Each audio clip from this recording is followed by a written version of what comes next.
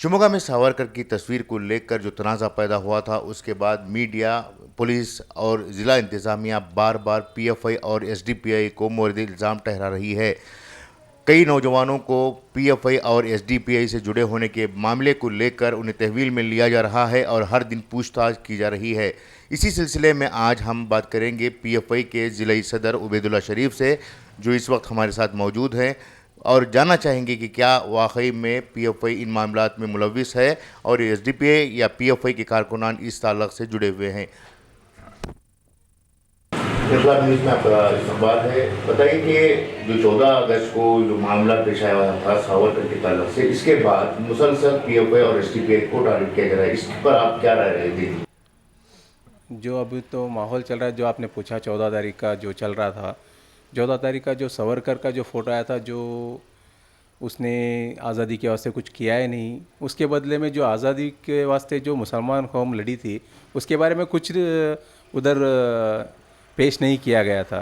तो इस वजह से जो है ना उधर जो आवाम जो मुसलमान कौम जो है ना उधर जाके एक एहतजाज छोटी तरीके से वो निकाल के जो मुसलमानों का जो आज़ादी में जो ताउन था उसके बारे में जो पेशकश करके उसके मुसलमानों का कुछ ताउन है बोल के वो रखने के लिए वो किया, उसे ही बहुत बड़ा इशू बना के जो है ना बीजेपी की जो गवर्नमेंट है यहाँ की जो शुमा की जो कॉरपोरेशन जो ये है वो एहतजाज करके मुसलमानों के ऊपर ज़बरदस्ती का जो इल्ज़ाम लगा के जो कर रही है वो हमें बिल्कुल भी हमें उसके ख़िलाफ़ हमें खड़ते हैं।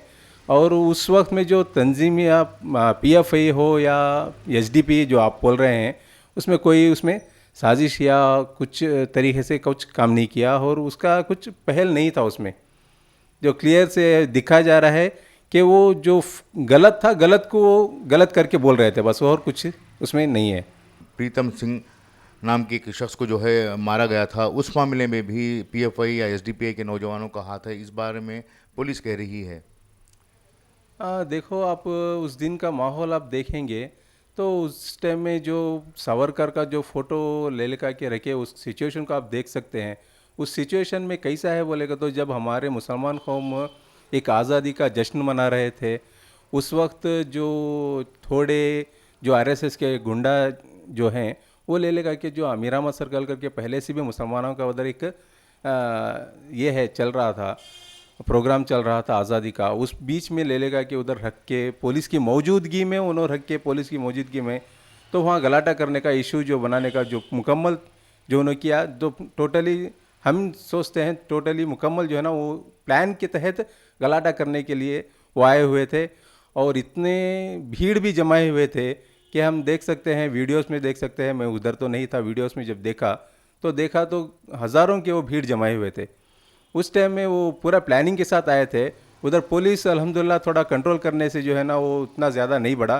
और जो आपने कहा जो प्रेम सिंह का जो चाकू का डालने का हुआ वो अचानक वो क्या हो गया पता नहीं, वो इसमें वो भाग रहा था, वो कुछ कर रहा था, वो उसमें कोई किया पता नहीं, वो ठीक तरीके से अभी उसके बारे में इन्वेस्टिगेशन चल रहा है।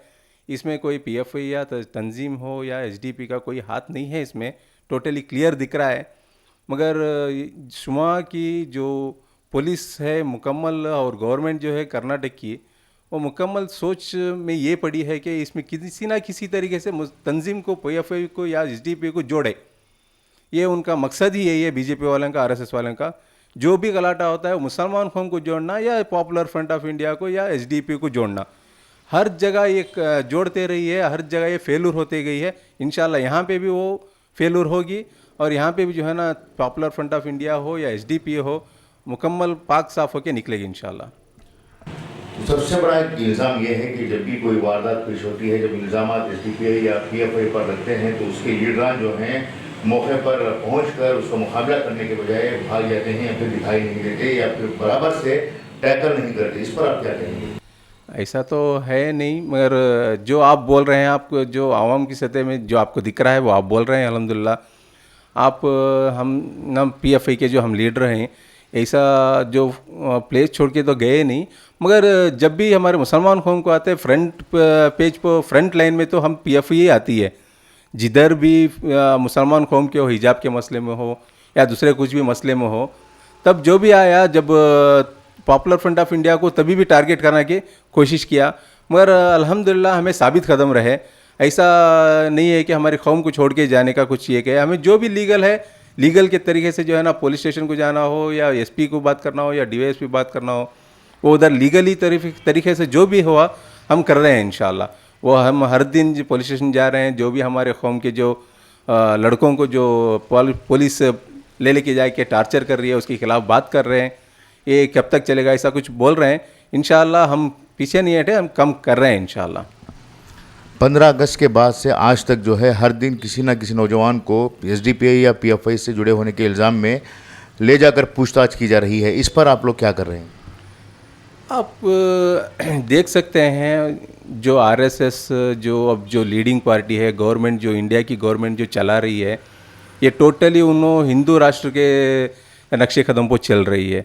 ये हिंदू राष्ट्र उन्होंने डिक्लेयर करना है बोलेगा तो टोटली उनके गले का कांटा बन के पीएफआई और एसडीपी खड़ी है। हर मौके पर हर लम्हे में उनके खिलाफ उनके एक हर काम में एक रोक बन के खड़ी हुई है पीएफआई।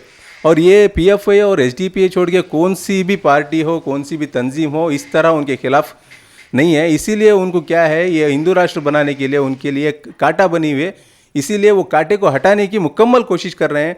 हर मौके पे हर जगह, जिधर पॉपुलर फ्रंट ऑफ इंडिया तो दूर की बात, मुसलमान ही नहीं है जिधर, उधर भी आप देख सकते हैं कि मुसलमान नहीं रहे जगह भी वो पीएफआई का एसडीपी का नाम ले रहे हैं। ये उनका एक एजेंडे के तहत वो बैन करने का, वो ये सभी एजेंडे के तहत वो कर रहे हैं। इंशाल्लाह उसमें वो कामयाब नहीं होंगे, अल्लाह हमारे साथ है।